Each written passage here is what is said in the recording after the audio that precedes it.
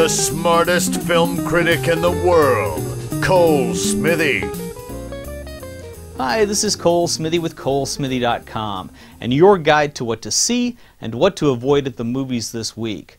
Writer-director J.C. Chandor makes an impressive debut with a theatrically bound drama about the 2008 collapse of a large financial firm that follows a similar trajectory to Bear Stearns' overnight meltdown that signaled America's Second Depression. Below our feet.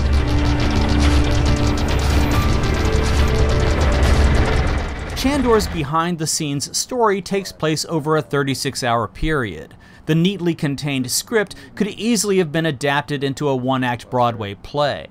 An insider's viewpoint captures cataclysmic economic events enabled by people obsessed with money and lies. Senior financial analyst Eric Dale, played by Stanley Tucci, starts his day getting unceremoniously fired along with 80% of the firm's other associates in a merciless act of slash-and-burn house cleaning.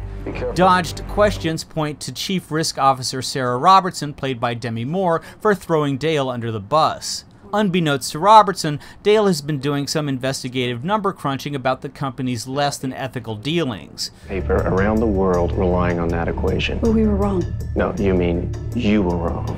Before the elevator door closes on Dale for the last time, he passes a loaded thumb drive to his well-suited underling Peter Sullivan, played by Zachary Quinto, with a warning to be careful. Without missing a beat, Sullivan stays late to follow up on his former boss's findings and extrapolate on the company's instability.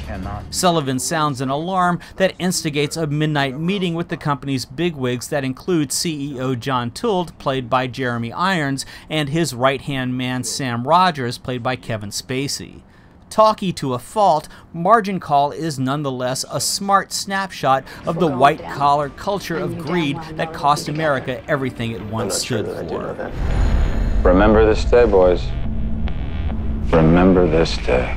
That Chandor tells the story without demonizing the criminals whose heads have yet to roll is the film's double-edged sword. I give this good drama a B. Now, I will make you a warrior again. While it doesn't live up to the quirky physical comedy the incomparable Rowan Atkinson is capable of, this follow-up to his 2003 spy spoof functions well as a worthy PG-rated comedy for kids. How? MI7 wants you on the first flight back to London. Atkinson's James Bond knockoff finds himself pulled back into the service of MI7 after spending 5 soul-searching years in a Tibetan monastery where he has perfected such arcane skills as dragging a large rock by a string tied to his nether region. Upon his return to London, English is shocked to find that Toshiba has taken over corporate control of the top-secret spy agency. A nod to the Pink Panther films occurs whenever Mozambique comes up in conversation, sending Atkinson's rubbery face into a fit of eye-twitching spasms. Gillian Anderson takes over as MI7's codenamed leader Pegasus. Time is of the essence. Where are we on security? English. A window ledge incident involving a pussycat gives rise to one of the film's sillier moments when Johnny English mimes holding a feline that may have met with a tragic end. The movie makes some earnest Rush Hour references when English is sent to Hong Kong with an African-British junior agent assistant named Tucker. A chemical weapon named Vortex serves as the story's driving plot MacGuffin. Vortex can only be enabled with the use of 3 keys, each held by a different person who English must track down before the keys fall into the hands of a MI7 mole. You old hag! She's the killer! She's my mother! Granny! Screenwriter Hamish McCall mixes up a random mishmash of spy movie influences for a sporadically funny comedy children will appreciate more than adults. I give this fair comedy a B-. When a puppet is true and good and meaningful, it's the soul of the puppeteer that you're seeing. Since he was 9 years old, Kevin Clash dreamed of one day working with Sesame Street. When I was 9 years old, it was just a dream that I had. Wow, I wish that I could work with the Muppets. Documentarian Constance Marks tells Clash's inspiring story of how a young puppeteer from an impoverished family in Baltimore worked his way into the inner circle of Jim Henson's talented company. Handy archive footage of things like a 17-year-old Kevin Clash meeting Henson puppeteer Kermit Love for the first time gives the movie a nostalgic aspect. Key scenes from Sesame Street revealed a practical method of the puppeteer's craft. To see everything that Jim was doing, this is who I would like to be.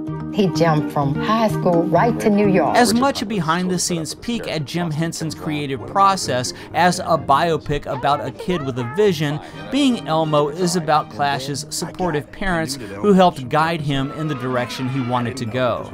Naturally, it's also about the slow road to developing the personality for the little red puppet known as Elmo. A human being would. But Kevin, oh my gosh, he's brilliant. Everybody wanted Elmo, Elmo, Elmo, Elmo. Whoopi Goldberg narrates this entertaining and touching documentary that features interviews with such celebrities as Frank Oz and Rosie O'Donnell. I give this memorable doc a B+. My sleeper pick is Le Havre, and my guilty pleasure pick is Revenge of the Electric Car. My must-have DVDs are Pearl Jam 20 from Columbia, The Art of Filmmaking from First Run Features, and Tinker Tailor Soldier Spy from Acorn Media.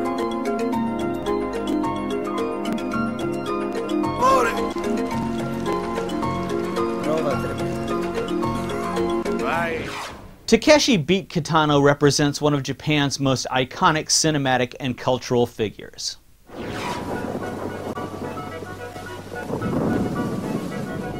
Famous as a performer for his work in Japanese television programs that range from stand-up and situation comedy to playing a host for game shows and talk shows, Takeshi first broke into films as an actor in Nagisa Oshima's Merry Christmas, Mr. Lawrence in 1983.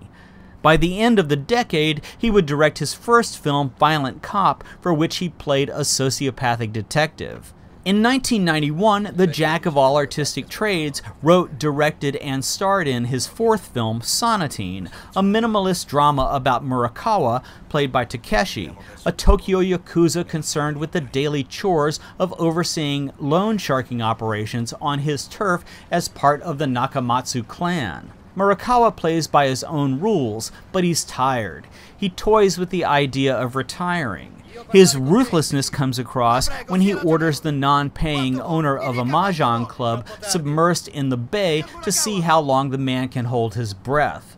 The scene comes after Murakawa beats a cohort he doesn't trust to a bloody pulp in a restaurant restroom. Dressed in a loose-fitting blue suit and open-necked white shirt, Murakawa is sent to Okinawa with his henchmen to mediate a truce between the Nakamatsu clan and the Anon clan. But when he arrives, Murakawa learns from the local Nakamatsu boss there's no need for his assistance. Nonetheless, local gangsters open fire on Murakawa and his men in a bar. Much blood is spilled, most of it from the young attackers. Murakawa and his gang hide out in a remote beach house awaiting orders. The idyllic setting inspires games of innocence and potential violence on the beach. A game of Russian roulette hints at a suicidal tendency in Murakawa, who soon enters into a romantic fling with a local girl. He's not above pleasure. Indecent exposure is fun. Sonatine is a lyrical picture of Japan's poker face toward the outrageous violence of its mob culture. The film's title is a musical term that refers to a sonata of modest length, however not diminished in complexity. Takeshi Kitano's deadpan expression represents a motif of his character's methodical dispassion. Still, Murakawa is a passionate man who savors humor and beauty. Takeshi's work as a poet and painter comes through in Sonatine. There is a directness in his flat compositions that reflect a matter-of-factness about life and its fleeting nature.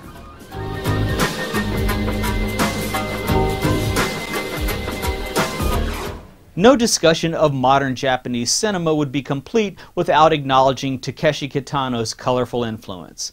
Thanks for watching. Visit ColeSmithy.com for more.